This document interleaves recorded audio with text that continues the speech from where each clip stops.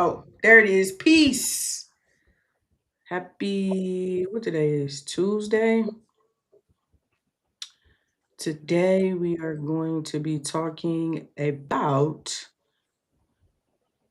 home inspector versus building inspector. One second, I gotta turn that off.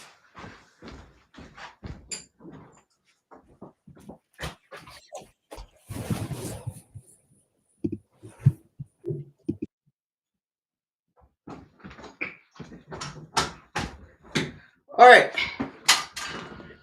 Had a bit of a technical difficulty, but here we are. All right, so today we're going to be talking about home inspector versus building inspector. Which one should you choose, and how do you get certified to be both of them? Um, Before we get started, let me just make sure I got all the tech situated because I don't want anybody to miss out, and I don't want to have to do it over. No, I don't want to leave here. Let me know who we got checking in the chat. Let me know what state you're from. I got me a cup of coffee.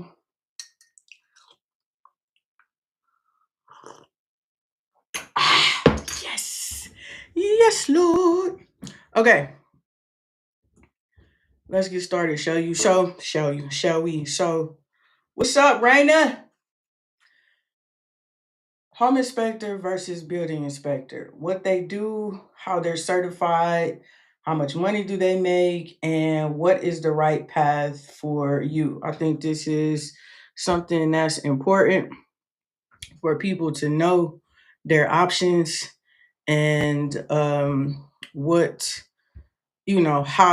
how to make it happen. So let's start with home inspector, shall we? Let's start with what a home inspector is.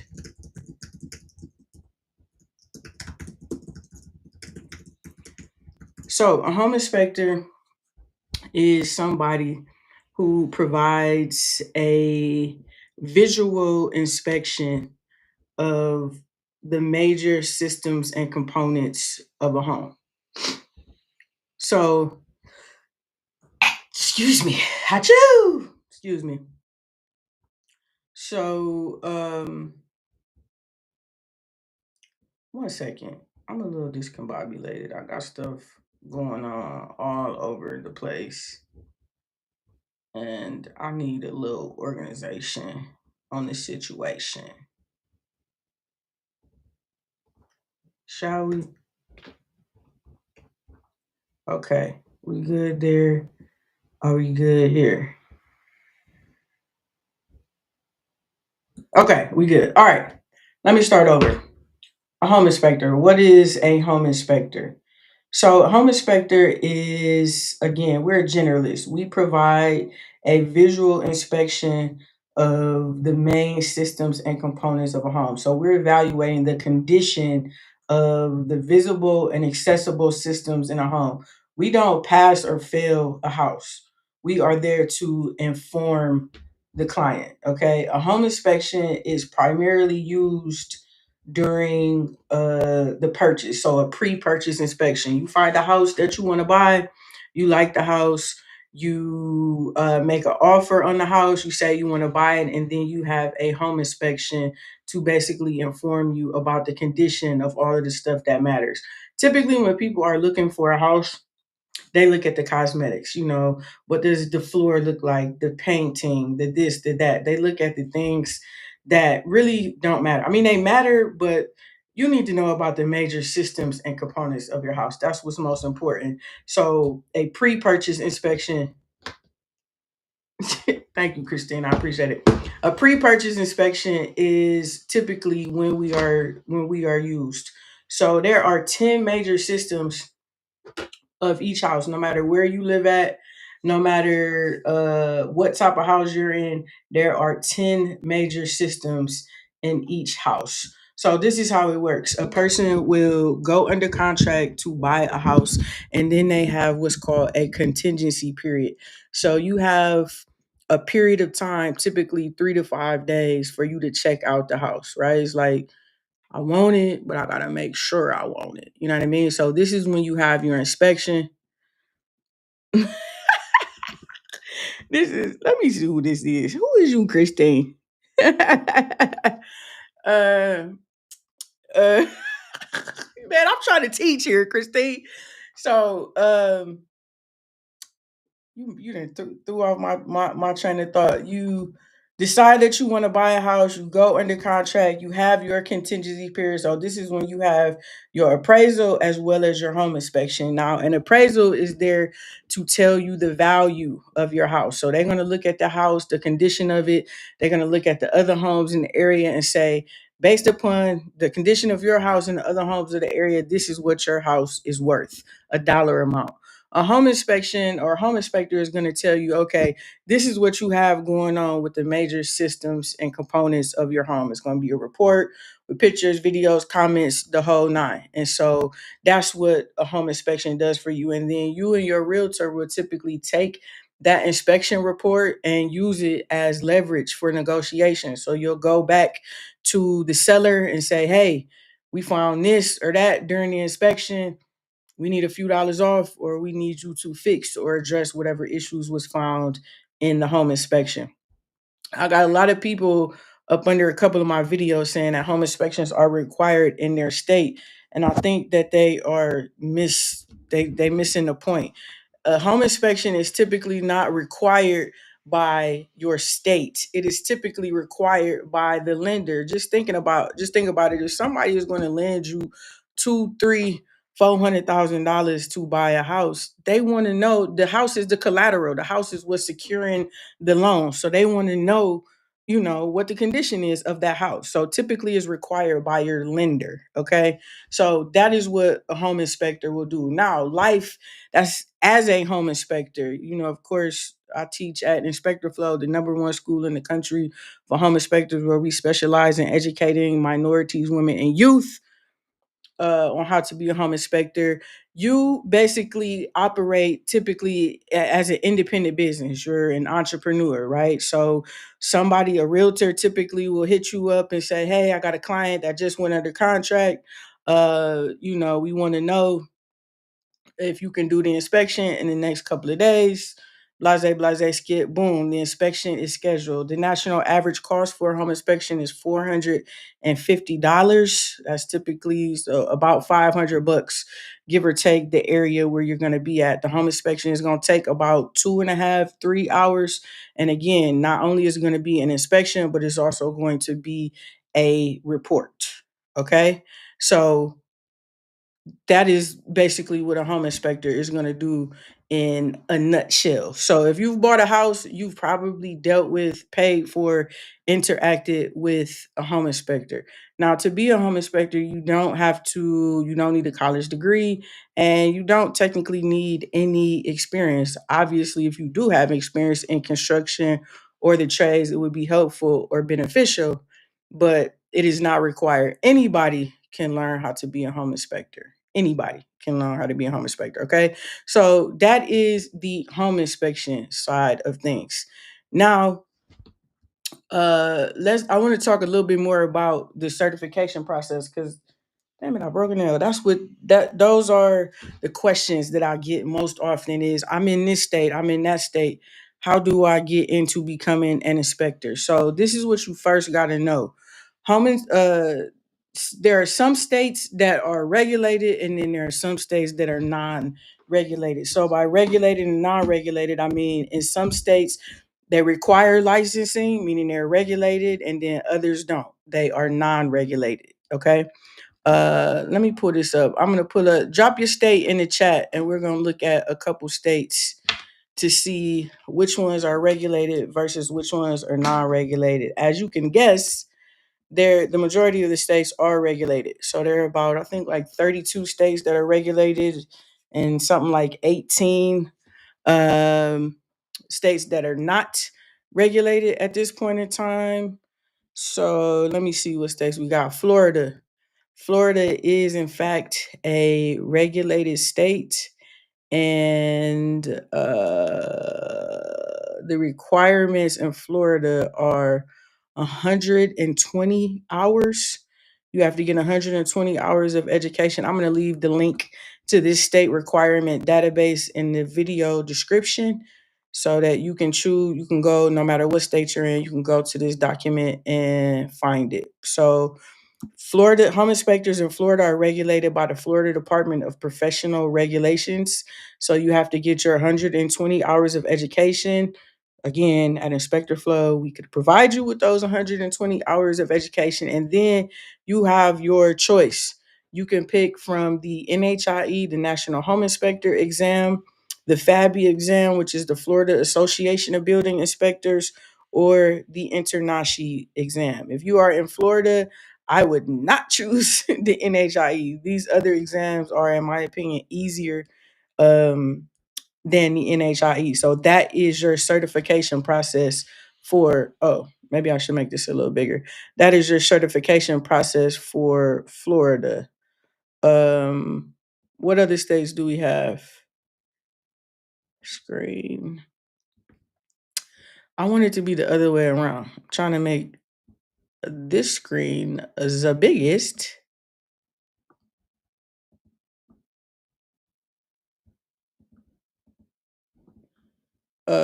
Georgia. Georgia is a non-regulated state. In Georgia, there are no home inspector license regulations, so there is not a home inspector license in Georgia. It's non-regulated. So as soon as you learn how to inspect in Georgia, you can get started. However, I will say that as of late, the builders in Georgia are starting now to require um, either ICC, which we're going to talk about here in a second, or your NHIE certification. Okay.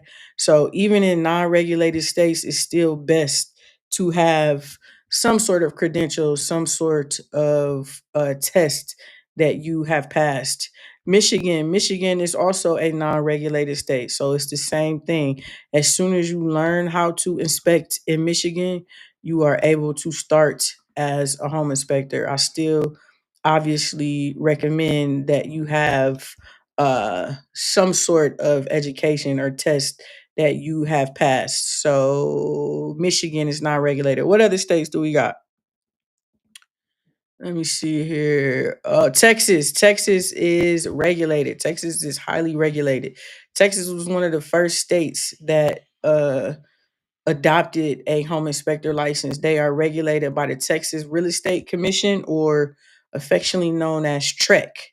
There are in Texas, there's three level of home inspector license. There's the apprentice, there's the real estate inspector, and then there's the professional inspector. And it's just basically by years, by experience. The more experience that you have, the higher that you move up in terms of level and rank. In order to get that first level, to be licensed to inspect in Texas, you need about 150 hours, as well as some mock inspections that are required in Texas, and you have to pass the NHIE, the National Home Inspector exam. What other states do we have? Type your hi Shanira, nice to see you on TikTok. There are some other states that we have here in the chat. Let me see. Maryland. Maryland is a regulated state. In Maryland, the requirement is 72 hours. Let me go up here to Maryland. Maryland, 72 hours. In Maryland, home inspectors are regulated by the Department of Labor Licensing and Regulation. So you have to get your 72 hours as well as pass the NHIE in order to get a license in Maryland. Okay, so you will see this NHIE, you will see that in most regulated states, there is the requirement that you take and pass um, the National Home Inspector exam, which is a difficult exam. I've got tons of videos on that. My study guide is available for pre-order right now to help you prepare to pass this exam. It is no joke. Okay, so if you're in a regulated state, you're more than likely going to be required to take the NHIE. If you're not in a regulated state, then it is still recommended that you take either the NHIE or the ICC. Okay, we got any other states?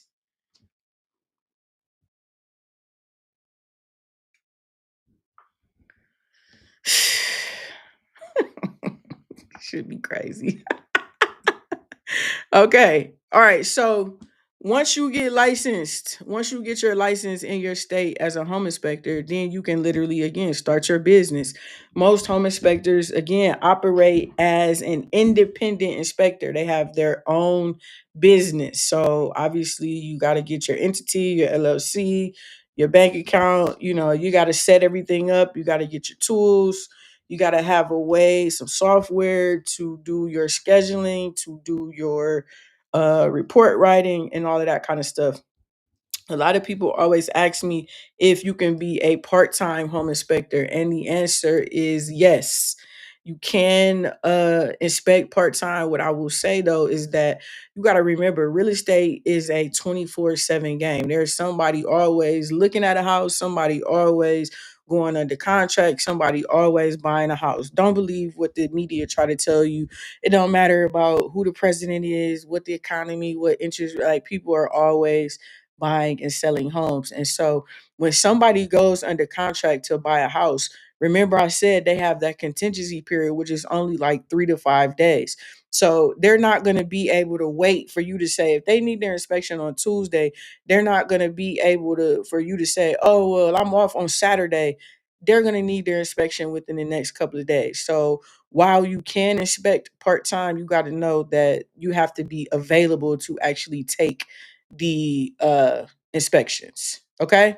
So what does that sound like? Does that sound cool to y'all? Do y'all want to have an independent business? You want to be an independent inspector to start your own inspection company? Or would you prefer something a little bit more stable? So now let's cross over to the more public side of things, the building inspector. This is where your local government gets involved. So a building inspector typically works for the city, county, or state, and their job is code compliance, making sure that new construction and major renovation projects meet the required or the minimum safety standards. So a building inspection is used typically when there are permitting stages. So as you're building a house, it's built in phases. Once you lay your footer, you need to have an inspection. Once you frame the house up, you need to have an inspection. Once you put in the mechanicals, your HVAC, your coolant, an inspection, electrical inspection, plumbing inspection, and then finally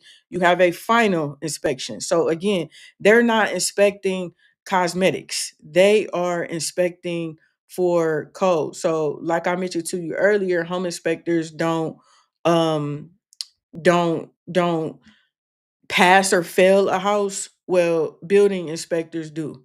They are literally there to determine whether or not the renovations or the build is up to code or is not. Okay. So a builder or a homeowner who basically pulls a permit, you have to pay for a permit.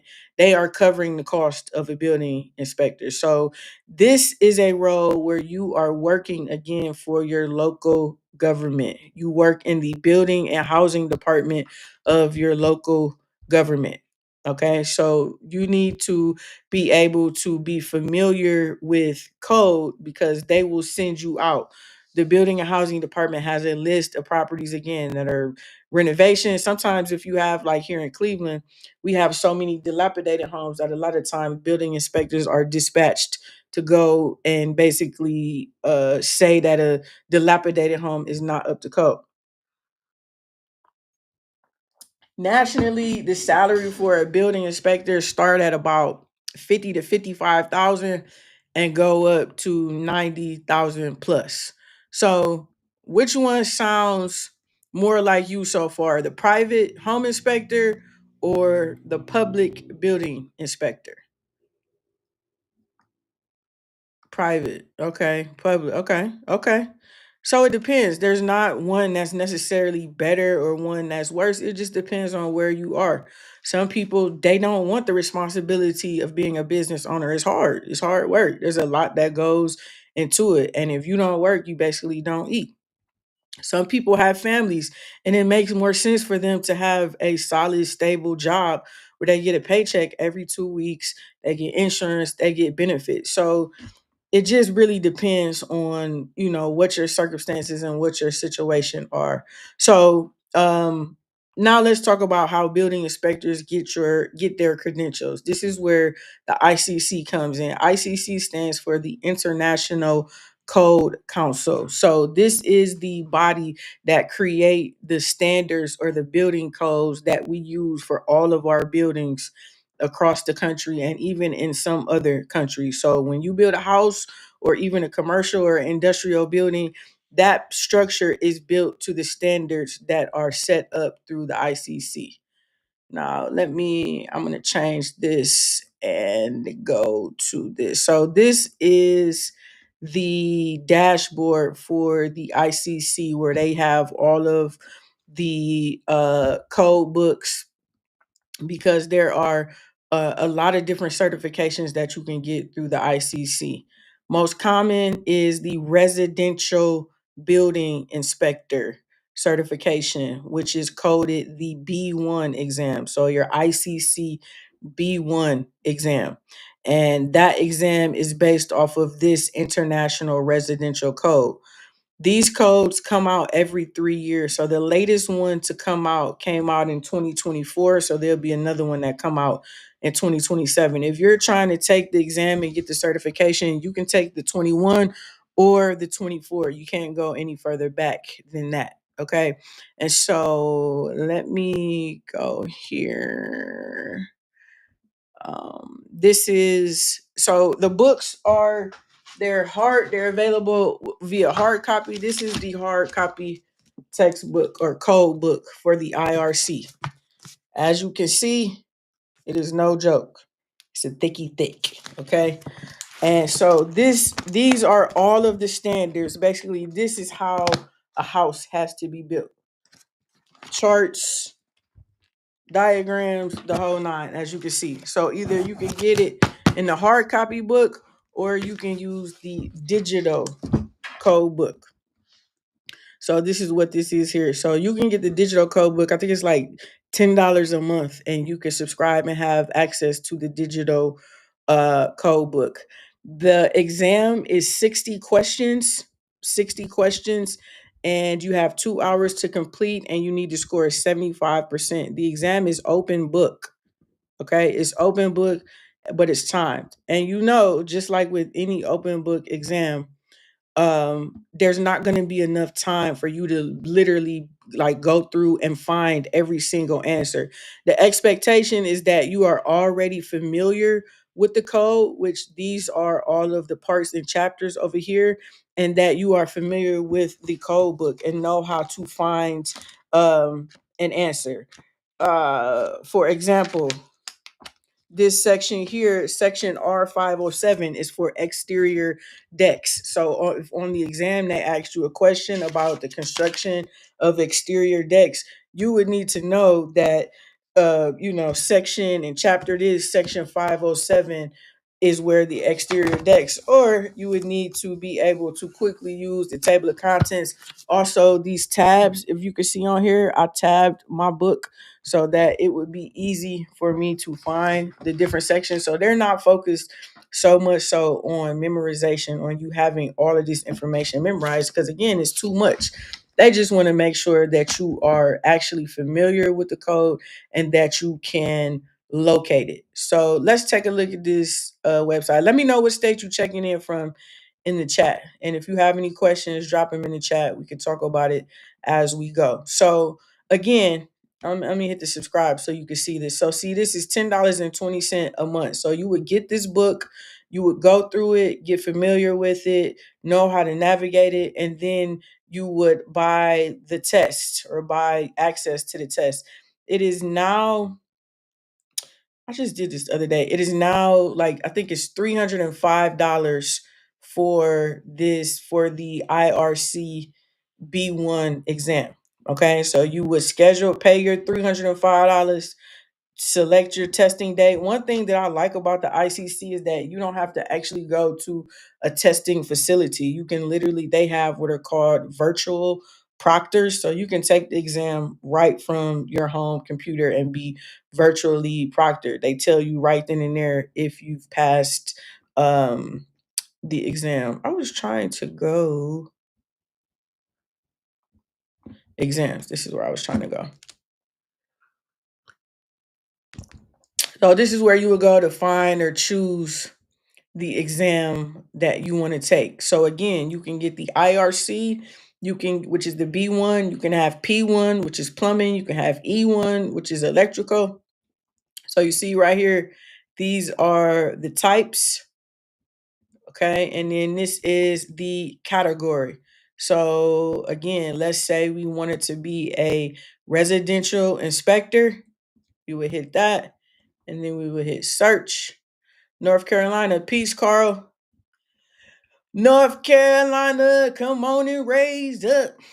Carl, I think I've commented to you on some of my videos before. I think you're in school right now, if I'm not mistaken, right? All right, so here it is right here. So one thing also that you want to know is there are certain states who have their own state certification tests. California and Florida, off the top of my head, are one of those states. So if you're in Florida or California, you would be taking the 1B, okay? And this is specifically for Florida. And then the J1 is specifically for California.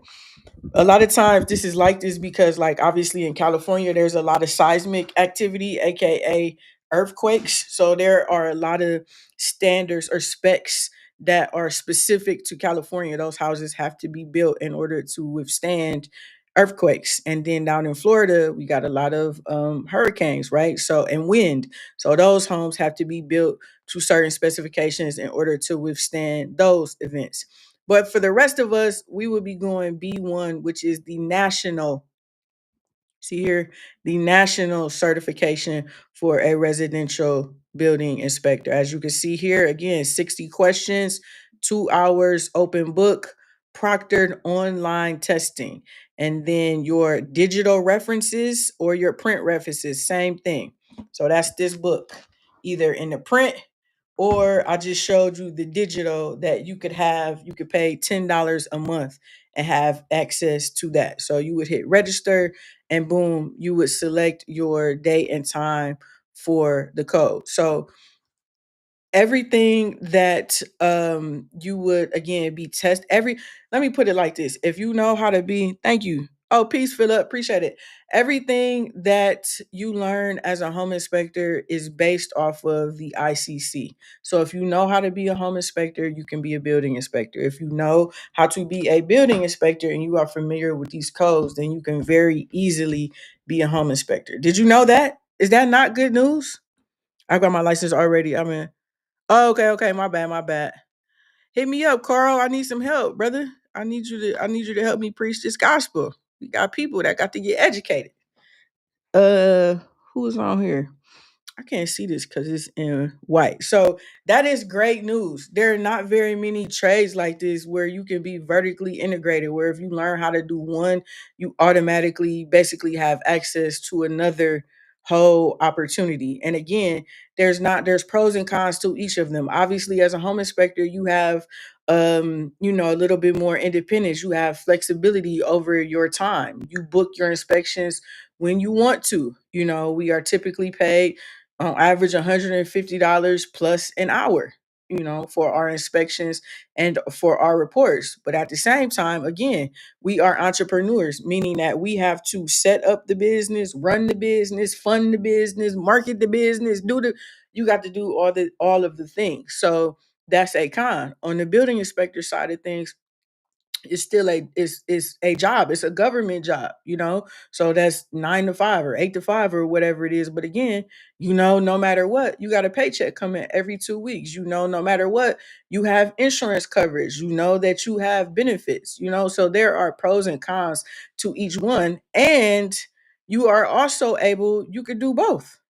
There would be nothing that would stop you from Monday through Friday serving as a building inspector, all the while still operating as a home inspector, right? So you are not limited. You have literally, the sky is the limit. You have all different types of options. Again, as I mentioned, there's the B1 exam that is overarching for a residential inspector, and then we have the trade specific exams. Again, the electrical inspector, this is E1. Same concept of 60 questions, 2 hours to take the book. or to take the test and you are using the same code book. Okay. There's also the plumbing or the P1, so the plumbing inspector. If you were to do a quick Google search right now, type in your city plus building inspector, you would plus job building inspector jobs, I would be willing to bet a Starbucks coffee that there is a building inspector position open in your area. There are not a lot of people who have this qualification. And so cities are typically always looking for either building inspectors or some of these, again, trade inspectors. Here you see residential plumbing P1. Okay, same thing, same book. Let me say, you've had your home enlarged at me, but I'm looking to start a podcast on home inspection. We still, it's the input and the perspective, Carl. Like, what got you interested in it? How did you navigate the process? How you're doing? It's the perspective that we need to share with other minorities, women, and youth as each of us get on. It don't matter. Like, I may be a couple steps ahead of you, but you are a couple steps ahead of somebody else who may be watching, and may be inspired by your journey, Carl. So yeah, I feel you though. All right, so let me go back here before you take yours down. I want to show you some of the other resources. I like the fact that the ICC provides other resources. The NHIE does a poor job of providing resources. It's almost like they don't want you to pass the test. You ever got that feeling like these people are only after my money? They don't care if I actually learn this information or not. They just want my money, right? So the ICC is not like that. They give you tons of material. So in addition to the I codes, which are what we just talked about, as you can see here again, 24 and 21, they will have them all here. So the IBC, the International Building Code, covers structures above more than 4 units and then commercial spaces as well. So everything from 1 to 4 units is residential code here. And then again, you have your plumbing code, you have your mechanical code. Mechanical code is HVAC. So that's heating and cooling. Your energy conservation, their private sewage disposal. You have a bunch of different codes, okay, code books that again govern our building standards. Let me see here which stays. So, okay, so remember we talked about Florida and California having their own. So here are the code books for Florida. As I mentioned about the additional resources, number one, they have flashcards. These are super helpful. I have all three of these. I got the IRC, IMC, and IPC flashcards. They're like a PDF download that you can get that obviously, flashcards really help when you are trying to learn and retain um information. In addition to that, there are these study companions. I think these are the most valuable ones on here. Yeah, the NHI is no joke, Marty. I'm here to tell you, baby, it's no joke. That's not one of them jokers that you want to play with. Like, a lot of these tests for different licenses and certifications, you can, man, you go in there and kind of wing it. And, if you've been living enough, you can pass it. The NHIE ain't one. Trust me. If it was, I wouldn't be on here talking about it as much as I've been blessed. Now, I done taken and passed the test twice. I passed it on my first time, and then I went to go take it again a couple years later, just so I could keep up with it, so I can help other people. And yeah, the NHIE is not one of those. It's not one of the ones that you want to play with. You got to actually be prepared, or you will be humbled. Uh, Lock in, brother. What y'all saying over here on TikTok? Let me know who in the chat. So these study companions, I like these study companions because they have, this is sort of like a synopsis or a summary of the actual code book. So if you look over here, this is like a synopsis, or they call it a study session of chapter 4 in the code book, which covers foundations. Okay. You can see here the diagrams. But what I like most about these study companions is if you go all the way down to the bottom,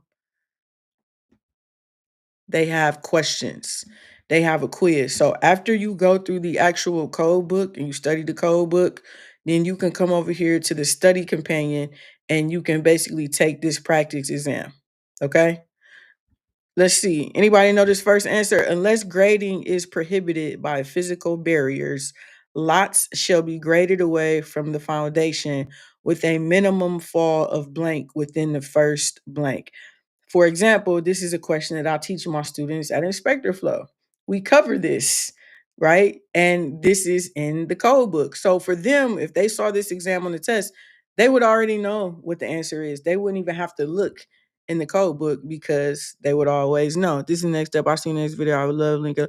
Okay, thanks, Carl. Peace. Anybody know the answer? What you say? A, B, C, or D?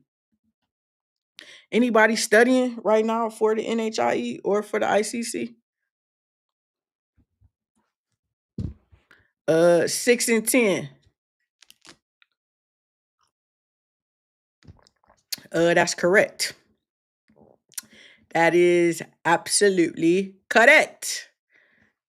The lot shall be graded away from the foundation with a minimum fall of 6 inches within the first 10 feet. Okay, so basically what this saying is that the area around your house needs to be sloped away. When we say graded, that's all that means. The grading needs to be sloped away. So the idea is that water is the biggest is our biggest enemy as a home. And it doesn't have to be like running racing water. It could be condensation or drops, okay? And so we are trying to keep water from pooling at the foundation of our house. So immediately around the foundation, the grade has to slope away so that as it rains, water will naturally slope away from the foundation of the house. Let me see another one. She might know. So something like this, just for an example, this would be a question where there's a chart basically in the code book where you would have to go and find or confirm the answer for this. So these are the things, it's like you wouldn't have all of that memorized. You would have to go to the code book and be able to find a reference. You would need to know where it is. Again, you only have 2 hours, so you don't have all day to be flipping through the book. You have to actually know where to go to find it. So who is that? What's up, Mel? Peace to you. Let me see another one that you might know. Masonry stem wall, all exterior footing shall be placed a minimum. Okay, this is good.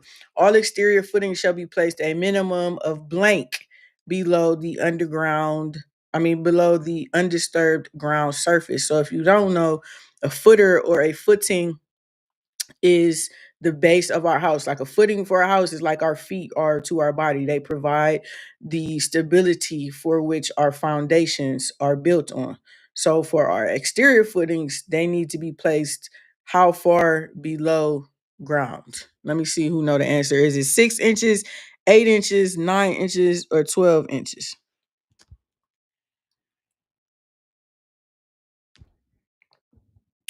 Let me see. Who know the answer? You know the answer again? This is an NHIE question. It says, who are you? Why is your name? But that's the correct answer. It's 12 inches. Okay. You got to place your footing a minimum of 12 inches below grade or below the surface. Okay.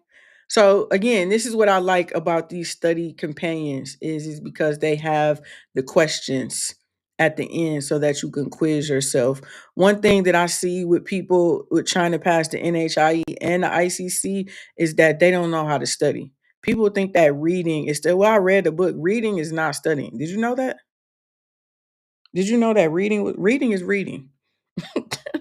Reading is a part of the studying process, but in order to actually study, you got to be interacting with the material, and quizzes is one of those ways. In addition to like it's an audit, right? So if you're studying, you're going through the code book, going through the NHI book, you need to audit, you need to practice and see what you know before you actually get to the test. The only way that you do that is by asking questions over the by answering questions over the information that you have studied. Okay?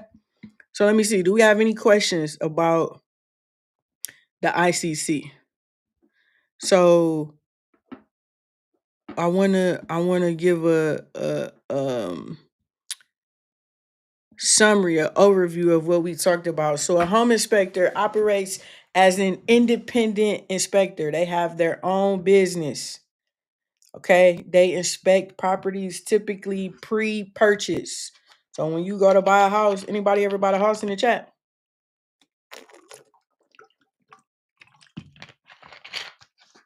When you go to buy a house, before you can close, you typically have to have an inspection.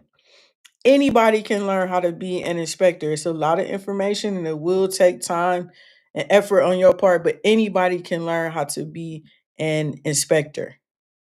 Okay? A building inspector works for is more on the private side. They work for your local government, city, county, state government. They work in the building and housing department. They are going out to determine whether or not a house is built up to code. So it's simply yes or no. Yes, it's being built or renovated to code, or no, it's not. Let's do this. Let's look up some jobs. Give me a area. Give me your city and state in the chat. Let's look up and see what kind of jobs are available for building inspectors so y'all won't think I'm capping. While we do that, FYI, my NHIE study guide is available for pre-order. It's 10 plus chapters. It covers each of the major systems. All of this information that you see here in the code book, I've got it covered in the study guide. There are questions in there for you to answer so that you won't be caught off guard for any of those exams. The link is in the description. I've got 100 discounted copies. I think we are down to like 90 something. So it will officially drop on November 3rd. When it drops on November 3rd, it will be considerably more than $100. So if you are trying to pass either one of these tests, I highly recommend that you grab the study guide, start going through that. I'm gonna have some sessions for you to help you prepare to take and pass the exam. But let me know. Give me some cities and states in the chat. Bakersville, Florida. We already did George Phillip. You already know about the jobs in your area. Let's look it up. Just let's humor Phillip, shall we? Bakersville. So I'm gonna go to just Indeed. Phillip, we did this the other day in class.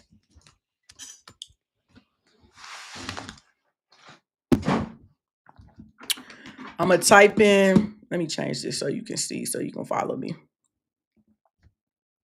I'm gonna type in building inspector.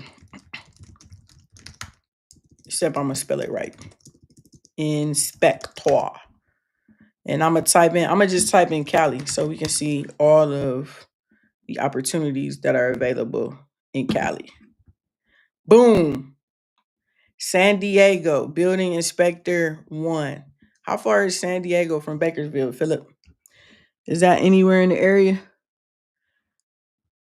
Okay, so on the job training, we love to see it.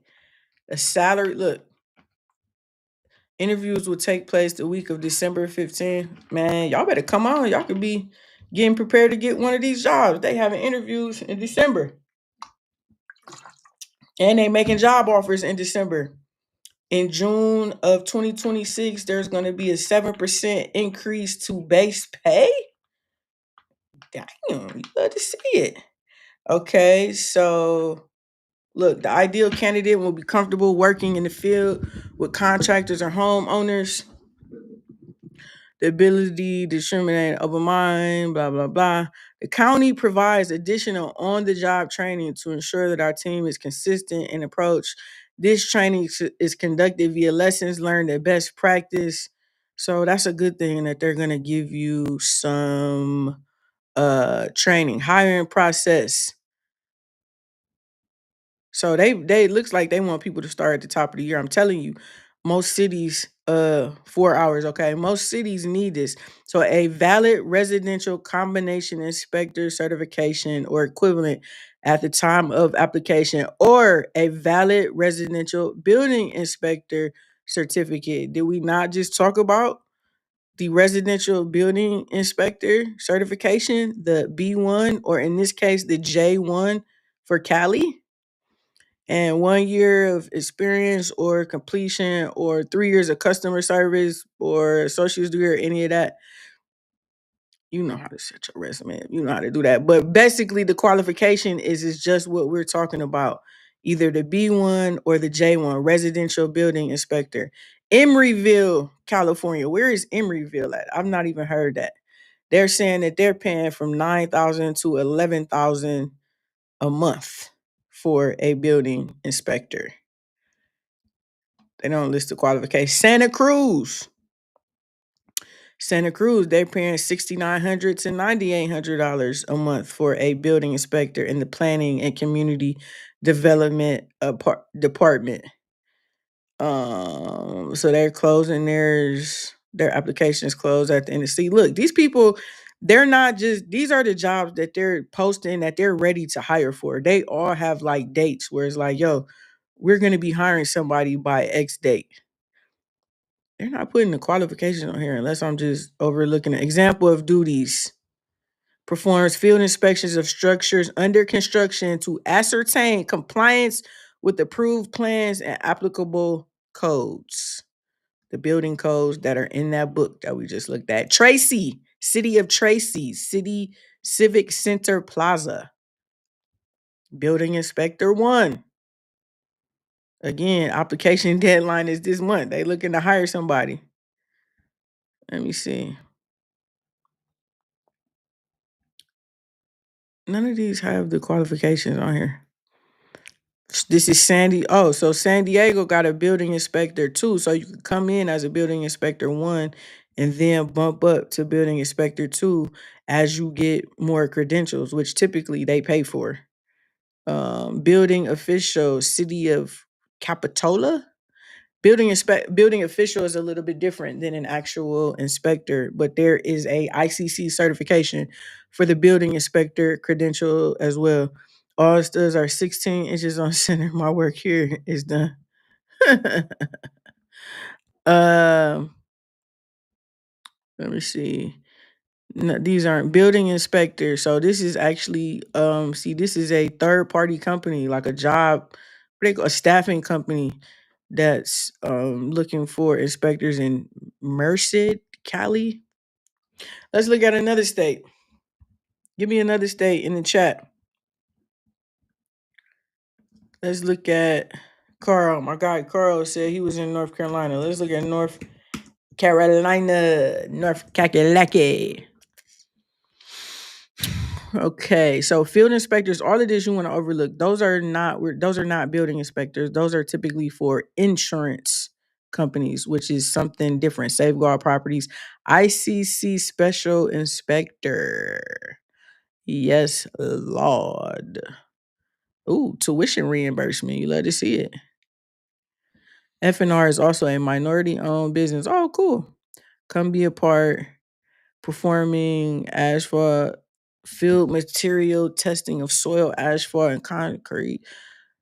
So this one is for a special sort of ICC certification in soil, structural masonry, or reinforced concrete. So you would need to find that book on the ICC platform that we looked at, study that book, and pass that test. They want you to have a specific credential for that particular job. Let me see if there's anything else. Building code inspector, Wilson County Government in Wilson, North Carolina, starting at $57,000. So look, building code inspectors level 1, 2, and 3. So you can literally start at 57,000 and bump up. So you'll see that the opportunities are there. And again, these are building inspector opportunities, but if you are a home inspector, you could do the same thing. The information is the same. That's why it is so worthwhile to learn this. Some of you, again, may be in a position right now where you want to be an entrepreneur, you want to be independent, you want to start your own. Some of you may be in a position where you like, nah, I need the paycheck every 2 weeks. I need the insurance. I need the benefits. I'm going to go the ICC route, or some of you may say I'm going to do both. And that is the beautiful benefit of all of this. So both home inspectors and building inspectors play very critical and crucial roles. The home inspector is protecting the client, the home buyer, when they're purchasing their home, and building inspectors are protecting the public. We need a third party to say that the people that are building the structures that we're going to be in and out of are safe.